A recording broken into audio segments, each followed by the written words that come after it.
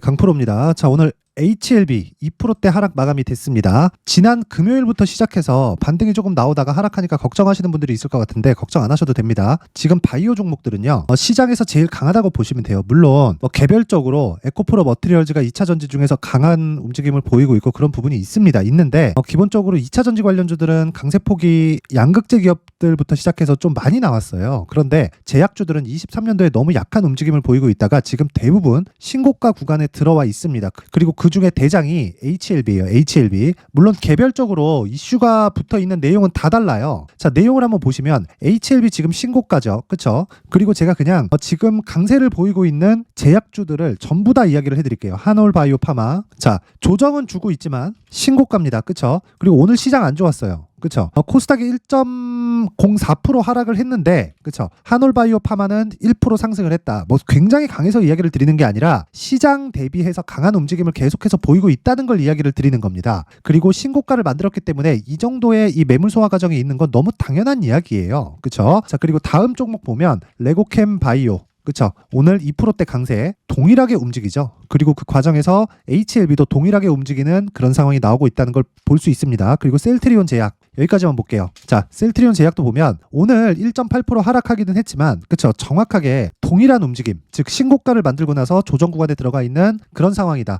여기서는 우리가 한 가지 내용, 베이스로 깔려 있는 게 있느냐? 개별적인 내용들, 예를 들어서 HLB 같은 경우에는 리보세라닙이 판매허가 신청에 들어가서 올해 그쵸? 통과가 그냥 확정돼 있다고 보시면 됩니다. 왜 그런지는 제가 이야기를 드릴게요. 그리고 한올바이오 파마 같은 경우에도 마찬가지고 레고캠 바이오 같은 경우에도 얀센에 2.2조짜리 기술 수출 계약에 들어갔고 그리고 셀트리온 제약 같은 경우에는 셀트리온과의 합병 이슈가 있고요. 이게 서정재 대장에 굉장히 좀 강하게 밀어붙이고 있기 때문에 그냥 된다고 보시면 됩니다. 한국에서는 오너가 밀면 되는 거예요. 물론 오너라는 표현 자체가 좀 그렇긴 하죠. 주식회사에 오너가 어디 있습니까? 그쵸? 그것도 상장 기업에 물론 비상장 법인 같은 경우에 오너라고 부르는 그런 경우가 있기는 하지만 그리고 그게 일상적으로 통용되는 언어잖아요. 한국에서는. 그런데 이렇게 보시면 될 것 같아요. 주식회사에서 오너는 없다. 대주주만 있을 뿐이다. 근데 대주주의 입김이 강하면 강할수록 될 수밖에 없다. 그쵸? 그런데 한국에서는 미국에서는 대주주가 밀면 되지만 한국에서는요 오너가 밀면 됩니다. 그쵸? 이런 좀 통념에 조금 차이가 있다. 그 정도 보시면 될 것 같아요. 그리고 이 개별적인 이슈들 말고 그쵸? 베이스로 깔려 있는 게 뭐가 있겠어요? 이 개별적으로 깔려 있는 게 뭐가 되겠습니까? 자, 금리 인하가 있다. 근데 금리 인하가 3에서 4월 달 정도로 예정되어 있다가 지금 5월 달 정도로 밀렸습니다. 근데 금리를 언제 할 수 있다 이런 부분은 문제가 될 수 있지만 이게 절대적인 시장 방향성의 문제점은 발생할 수가 없는 게 금리는 5.5%가 맥스입니다. 그게 물가가 확 낮아지진 않지만 이미 고가 대비해서는 굉장히 큰 폭으로 낮아졌고 이 고가 대비해서 큰 폭으로 낮아진 과정에서 보면요. 다시 말씀드리지만 경기가 위축되고 있는 거예요. 하지만 미국 경기가 너무 강하기 때문에 가까스로 버티고 있는 건데 올해 뭐가 있습니까? 11월에 대선이 있죠. 그쵸? 미국 대선을 겨냥해서라도 금리를 유지시킬 수가 없어요. 그러면 어쩔 수 없이 상대적으로 덜 오른 성장주를 공략하는 게 답이다. 그리고 그게 첫 번째 단계인 신고가 구간에 제약주가 거의 대부분 포함되어 있습니다. 그 중에서 HLB 그리고 셀트리온 제약이 대장이라고 보시면 됩니다. 자, 그러면 우리가 뭘 보고 이 매매를 해야 되냐? 이만큼 조정이 나오는 거 오케이 다 좋아요. 그리고 여기 보면 수급 오케이 지금 매도가 나오고는 있지만 계속해서 뭐가 들어와요? 매수세가 이어지잖아요. 그런데 우리가 여기서 봐야 될 건 들어오고 있는 매수세가 어느 쪽에서 들어오느냐 그 얘기입니다. 자, 들어오는 매수세는 예전 같았으면 이 구간에서 매집을 한다 그러면 오케이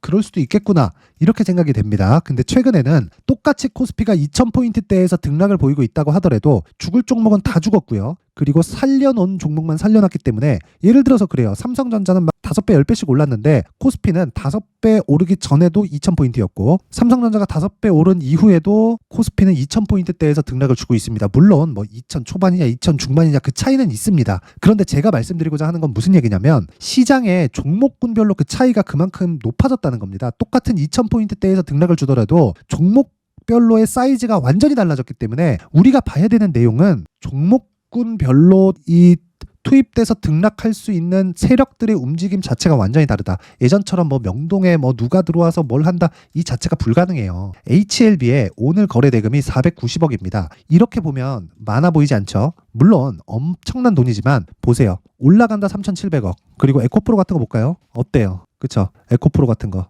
보세요. 거래가 별로 안 터진 날입니다. 그쵸? 그러는데도 1,200억. 그쵸? 그리고 어때요? 거래가 좀 터진다 그러면 4조 이렇게 터진다고. 이거를 개별 세력이 들어와서 한다? 그 자체가 불가능합니다. 그래서 펀드에서 들어오는 자금들은요, 이쪽 구간에서 절대 매집을 못합니다. 올라가는 과정에서 매집을 해야 돼요. 이쪽에서 그리고 물량이 나오고, 그리고 기본적으로 저가 매집은요, 주식을 뭐 작전을 하고 이런 것 자체가 절대 불가능합니다. 그래서 제가 계속해서 이야기를 드리는 게, 지금 나오는 이 상황은 매집 구간이다. 그리고 판매허가 신청을 포함해서 유럽 쪽 판매도 지금 준비하고 있는 뉴스가 계속해서 나오고 있죠. 미국은 직판한다. 그리고 유럽은 위탁 판매한다. 이쪽으로 이미 방향이 정해졌습니다. 자, 그러면 우리가 여기서 봐야 될 게 판매허가 신청이 나올까 안 나올까가 아니라, 주가는 미래 가치를 반영하기 때문에 앞으로 실적이 좋아지고 그 과정에서 가격이 먼저 반영하고요. 반영하는 과정에서 우리는 철저하게 가격 전략을 세우자. 근데 베이스가 되는 게 대형주가 돼야 되기 때문에 HLB와 셀트리온 제약이 지금 대형주로 분류돼서, 그쵸, 제약주의 대장주로 봐야 되고, 여기서 우리는 제약주의 포트폴리오를 구성하는 과정에서 HLB를 반드시 담아놔야 됩니다. 탄력이 엄청나게 좋아요. 나중에 이거 막 10만 원 가고 20만 원 가잖아요.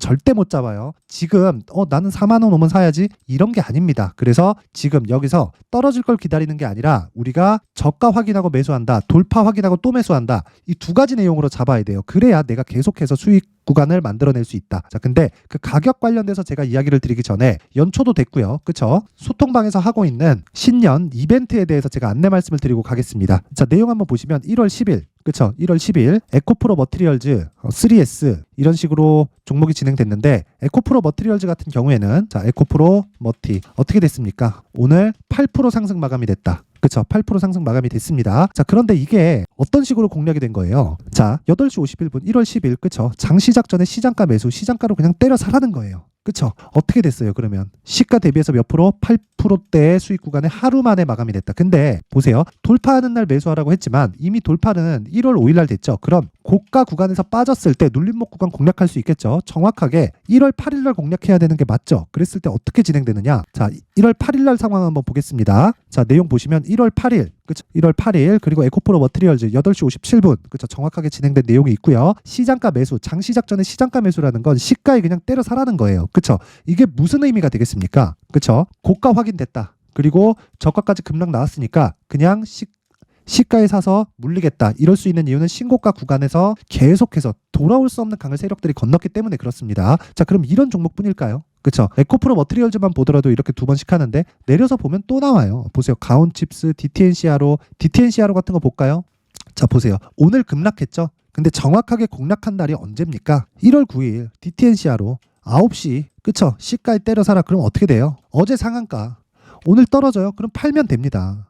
그쵸? 그냥 매도하면 되는 거예요. 그냥 시가에. 그쵸? 이런 매매를 하기 위해서는 어떻게 해야 돼요? 당연히 신고가 매매해야 된다. 이거 한동훈 관련주인데 이런 정도의 급등락이 있다는 건 너무 당연하죠. 근데 여기에 대형주를 갖다 붙여봐요. 에코프로 머티리얼즈 같은 거. 이렇게 빠르게 매매하지 않아도, 그리고 상한가 가는 날도 쫓아가는 게 아니라 그냥 시가에 때려 사면 이런 수익을 낼 수 있다. 자, 그래서 자꾸 제가 이야기를 드리는 게 무조건 신고가 매매를 해야 된다는 겁니다. 그쵸? 다른 종목 하나만 더 보겠습니다. 내용을 보면 계속해서 제가 나오고 있어요. 이스트 소프트 한번 보겠습니다. 자, 이스트 소프트 언제 진행된 겁니까? 1월 8일, 그쵸? 월요일. 언제예요? 8시 52분 시가에 때려 사라. 어떻게 됐어요? 상한가, 그쵸? 하루에 15%, 그쵸? 등락을 주고 있죠. 안 빠지죠? 그냥 보유하면 되는 거예요. 자, 그래서 제가 계속 얘기 드리는 게, 내가 자꾸 막 고가에 물리고 손절하고 있다, 어떤 종목을 사야 될지 모르겠다 하시는 분들은 이번 기회에 소통방으로 들어오세요. 제가 신년 이벤트로 1000분까지 입장 인원을 늘립니다. 그런데 특징점 무료로 진행한다. 그리고 앞서 말씀드렸다시피 신고가 구간에서만 제가 공략을 계속 진행하고 있다. 그쵸? 신고가 외적인 다른 종목 하지 않습니다. 무조건 신고가 구간에서 매매를 해야 내가 꾸준한 수익 모델이 완성이 되고요. 그런 과정을 거쳐야지 내가 나만의 수익 모델을 만들 수 있습니다. 그래서 저는 뭐 채널 성장이 목적이기 때문에 모두 무료로 진행을 하고요. 대신에 채널 성장을 위해서 구독과 좋아요 부탁드리고요. 상단에 있는 전화번호로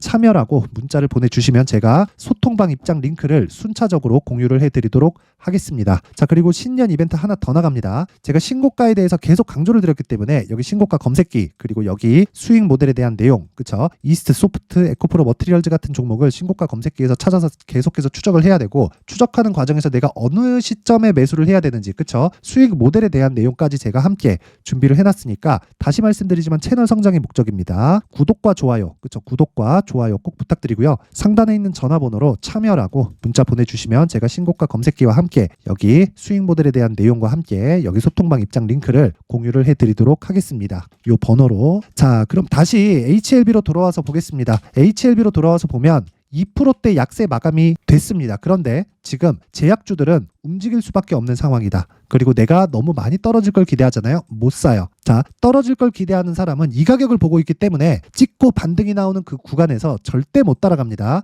그냥 물리겠다, 또는 돌파 구간에서 사겠다, 비싸게 사겠다, 이 관점을 보셔야 돼요. 그게 가격 전략이고, 그래야 내가 보유 기간을 내가 내 스스로 조절할 수 있어요. 손절을 잘하려면 매수를 잘해야 되고요. 이익을 잘 내려면, 즉 익절을 잘하려면 매수를 잘해야 됩니다. 왜? 떨어질 때 팔아도 수익이 발생해야 되기 때문에. 그쵸? 자, 그래서 그 내용을 가지고, 그쵸? 제가 충분하게 풀어낼 수 있게 여기 HLB의 신고가 매매 전략을 준비를 해왔습니다. 자, 요 내용을요 제가 모든 분들이 이해하실 수 있게 20페이지에 걸쳐서 아주 상세하게 내용 준비를 해왔는데, 자, 이거를 제가 영상에서 계속 이야기를 드리잖아요. 그러면 영상 찍는 시간도 오래 걸리고 편집도 너무 길게 걸릴 수 있습니다. 제가 한 2시간, 3시간 정도 뭐 이런 영상에 대해서 좀 작업을 하려면 거의 한 4시간, 5시간 이상 하루가 다 잡아먹거든요. 그래서 제가 이런 식으로 내용 준비를 해온 거니까 이것도 역시나 채널 성장의 목적입니다. 자, 구독과 좋아요 부탁드리고요. 상단에 있는 전화번호로 HLB, 그쵸? HLB로 문자를 보내주시거나 또는 숫자 3이라고 문자 보내주시면 제가 신고가 매매 전략을 함께 공유해 드리도록 하겠습니다. 무조건 가격이 중요합니다. 그리고 가격에 특화되어서 제가 내용 준비를 해놨으니까 모든 분들이 정말 다 받아가셔서 성공 투자하셨으면 좋겠습니다. 자, 그리고 제가 신고가에 대해서 계속 강조를 드렸죠. 그쵸? 자, 그래서 항상 긴 영상 봐주시는 게 너무 감사해서 제가 12월 달부터 진행하고 있는 신고가 종목, 그리고 주도주가 있습니다. 그 종목을 어떤 관점에서 공략을 했고 다음 종목들이 어떤 구간에서 나올 수 있을 것인지 그 내용에 대해서 제가 상세하게 준비를 해놨으니까 영상 끝까지 시청하시고요. 모든 분들이 성공 투자하셨으면 좋겠습니다. 네, 올 한 해를 뒤돌아보니까 구간별로 큰 수익이 나왔었던 종목들이 꽤 많이 보입니다. 1월 달에는 AI 관련주들이 있었고요. 그리고 2월 달부터는 2차 전지가 계속해서 강세를 보였죠.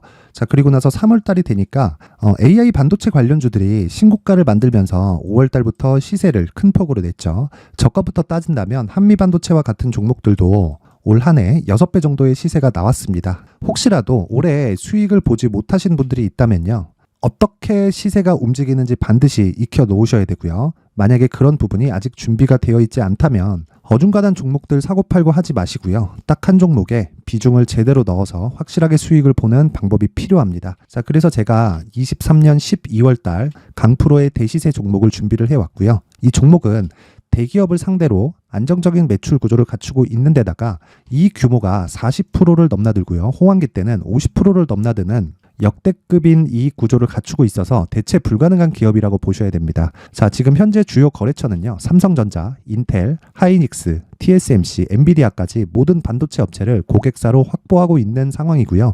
이 재무제표 상황을 보면요, 이익률 자체가 넘사벽인 걸 알 수 있습니다. 넘을 수 없다는 거겠죠.